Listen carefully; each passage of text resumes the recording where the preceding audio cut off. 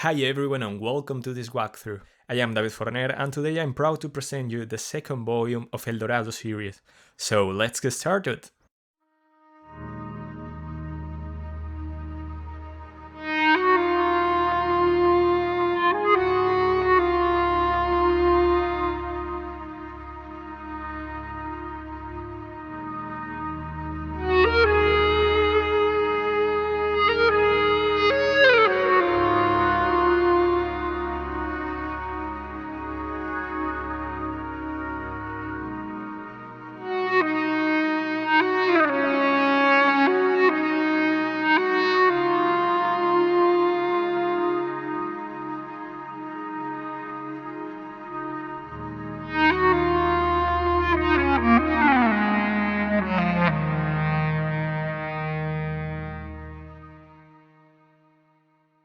The second volume of this series is focused on capturing the most lyrical part of the Ebow applied to an electric guitar, which can be as interesting and expressive as any other traditional instrument. As usual in this series, the library also has a variety of paths to make everything combined as inspiring as possible. As before, for this demonstration, I will use the master patch, but I want to remind you that the library also has individual patches for the legato, the sustains, and the pads for those occasions where you prefer to work in this way. Here is another example using just the master patch.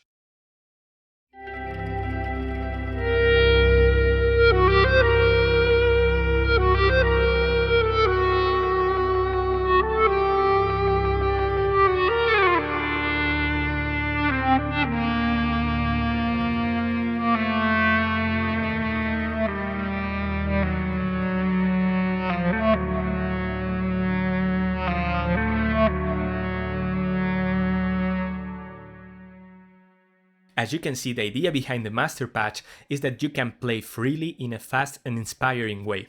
Simply play and start looking for ideas that can be developed and become more complex productions, or simply use the master patch since, as you have heard, great results can be achieved.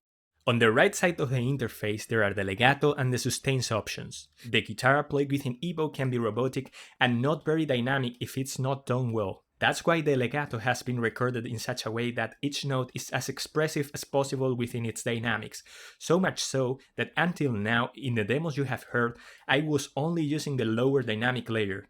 For this reason, in the following examples, I want to show you the dynamic range of this instrument, this time going through its different dynamic layers, and also that you can listen to it isolated without the accompaniment of any instrument.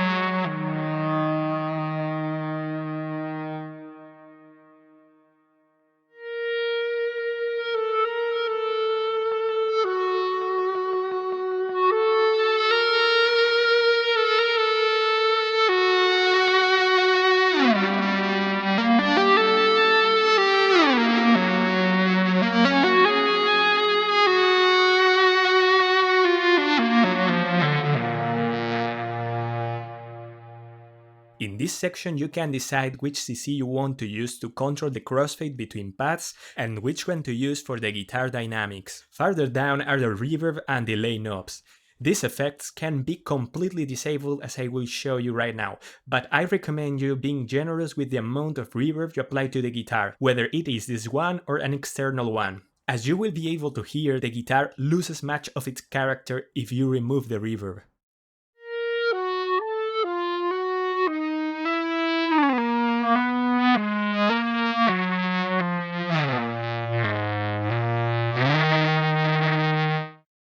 With these arrows you can expand or reduce the area of the legato or the pads as well as invert it. On the left side are the pads. There are the same control options as in the previous volume.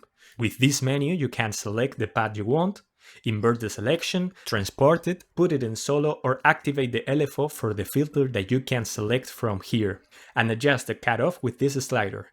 With this other slider you can adjust the volume of the selected pad. Let's go with some examples.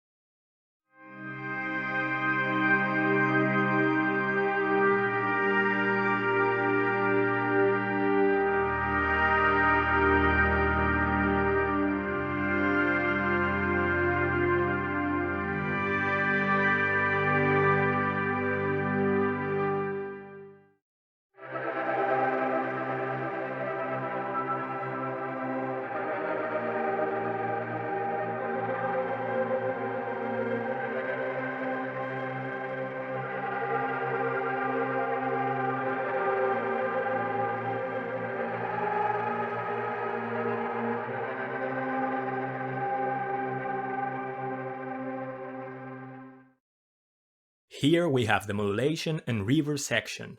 With the motion knob, you can crossfade between paths at the frequency and the intensity you want. In this way, we can give greater dynamism to the paths. Here we can adjust the waveform, being able to choose between sine, triangle, and so. These waves also affect to the modulation of the filter, which can be modulated from here, being able to choose the intensity, the frequency, and the phase. With this button, you will synchronize the frequency to your DAW tempo. With all these options, even though it's all contained in one patch, you still have a lot of control over the sound. If you like this second volume, I'm happy to announce that it is already on sale. Also, I want to thank you all for the support received in the release of the first volume. It really means a lot. So that's all for today. See you in the next volume.